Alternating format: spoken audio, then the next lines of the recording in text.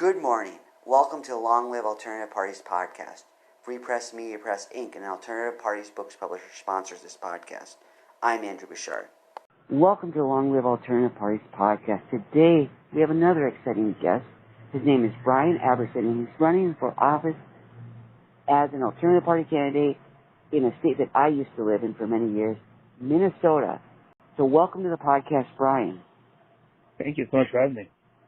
We're glad to have you. Brian, let's get started by you first telling our audience what office you're running for and under what party.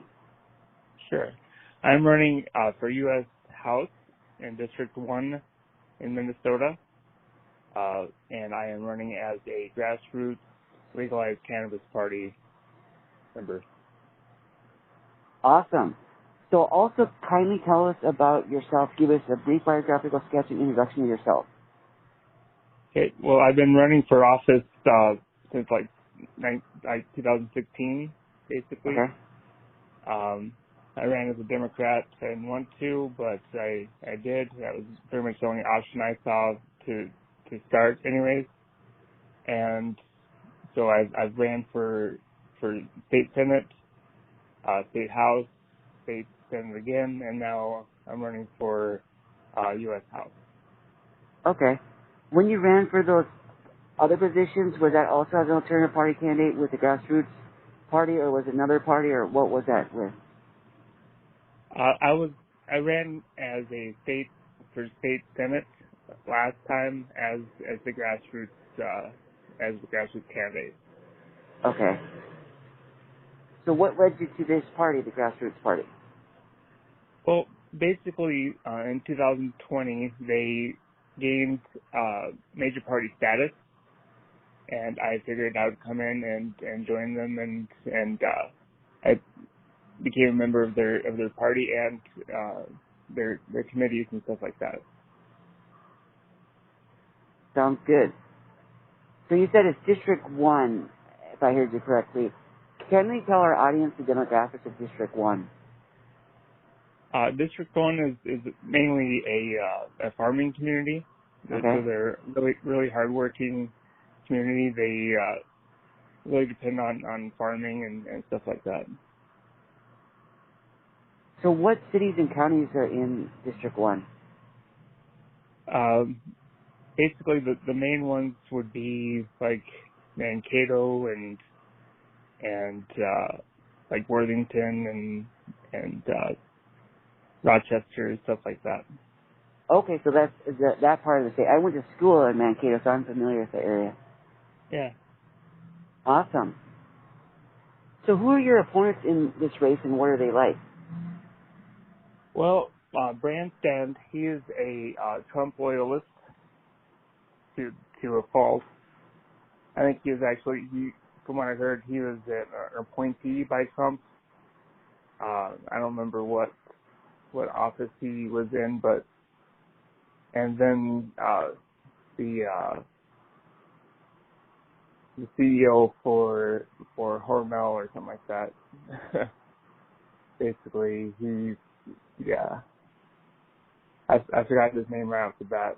He's pretty forgettable, I guess. So there are two elitist candidates, it sounds like. Yeah, they're pretty elitist. Edelson or something like that, I think is his name. Sure. So what platform do you have for this race? What do you want to change how you get elected to the office?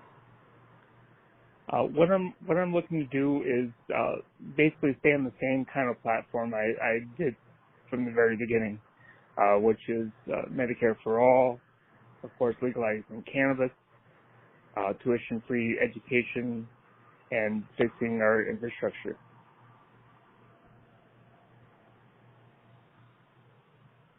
How is Minnesota receptive to legalizing cannabis? How are the people in the district responding to that? It's about 60%, which is pretty good. I'm pretty psyched about that. Sure. I would imagine most of our audience supports the legalization of marijuana. In case somebody doesn't, we do have some conservative people who support alternative parties, so they might not. What arguments would you say in favor of legalizing cannabis?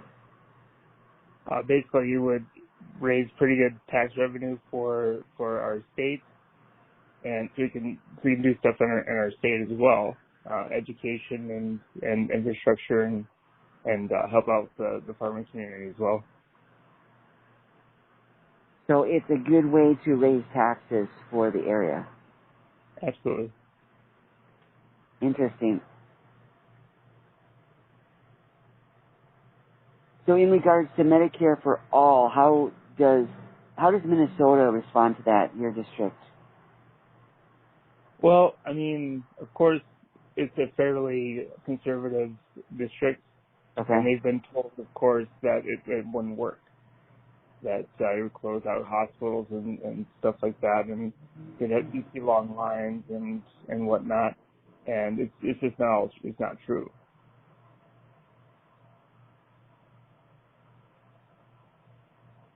It actually save us money in the long run if we had a Medicare for all system and help out the people that need it. So it helps the people who need it the most, despite what people may think. Absolutely, yep. So do you think Medicare for all has a good chance of passing in the Congress? That's we probably have a lot more work to do on that, but I can see it happening eventually. So in the near future, it might happen. I hope so. I really do. I think a lot of people out there need it. Sure. So what is your campaign strategy? How are you planning on reaching all the voters in District 1? We're gonna try to go to all the fairs that we can, all the parades, all the and reach the doors as much as we can. Try to get donations so we can send out mailings and stuff like that as well. We just want to reach as many people as we can. Okay. So is the state fair in Minnesota coming up soon? Yeah, I think it's in July. Okay, so it sounds like it's very soon. And it's going to be a regular fair this year. There's no COVID restrictions, right? Right, I believe so. Okay. So that is one way that you're planning on reaching the voters, is doing that fair and other similar fairs. Absolutely, yes. Have you done fairs like that before in your other races that you've run for office? Yes, I have, yep. And you found those to be fruitful, right? Yeah, I think when I first ran, I had just about 9,000 votes. So, I mean, I reached a lot of people, so it was good.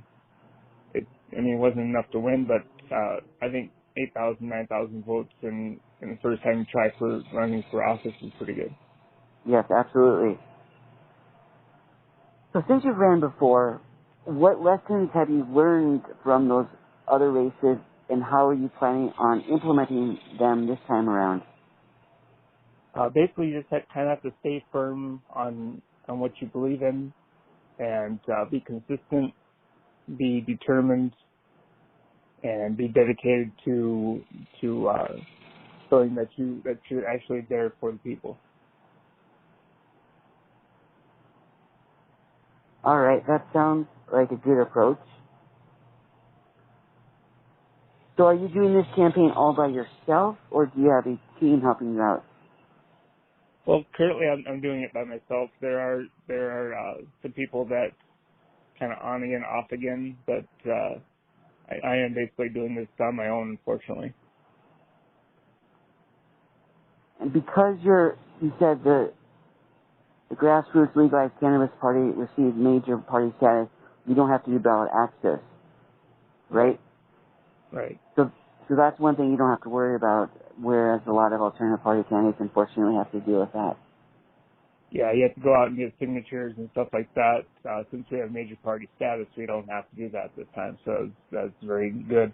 You just have to pay the filing fee and stuff like that. So. How did the Grassroots Party do that? What successful things did they do to make that happen? Well, in the governor's race in 2018, I believe, the candidates for Grassroots Legalize Cannabis got 5% of the vote. So that grants us basically major party status. So it's because of the race, the governor's race, that they did so well that they got this status. Right. I think there's another state race, I believe, that got another 5%, but yeah, it was ultimately the governor's race in 2018. Sure. That's great. We're glad to hear that. Basically, one of the biggest things that I've read, like the information that I've read on this district, is that it's about 30% independent, 28% Democrat, and then 32% Republican, which gives us a pretty good chance to maybe, even edge out the Democrat, which is actually pretty good. Yes. Yes, it sounds like those are good demographics. Speaking of demographics, since I mentioned I'm personally familiar with the area, what about racial makeup? What's the racial makeup of the area?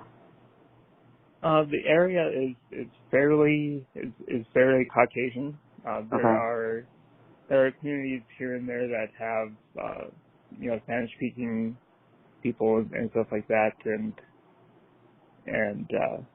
but it's mostly Caucasian. Okay.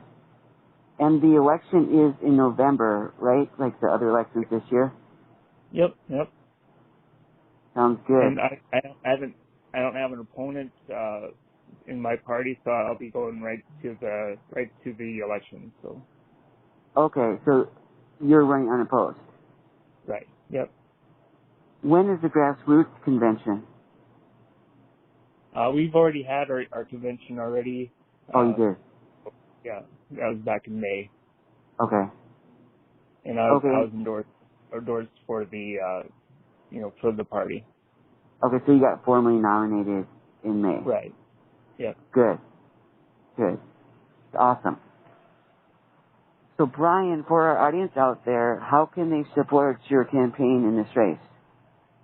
I guess the best way to do that is go to brianabrahamsonforcongress.com. Okay.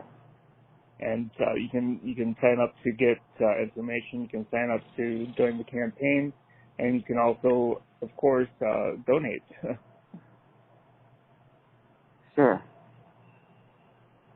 Sounds good. Brian, we wish you all the best in your campaign. May it go well, and may the Grassroots Party continue to stay on the ballot and do great things in Minnesota. Thank you so much. All right, all the best, and take care. You bet. Bye now. Bye-bye.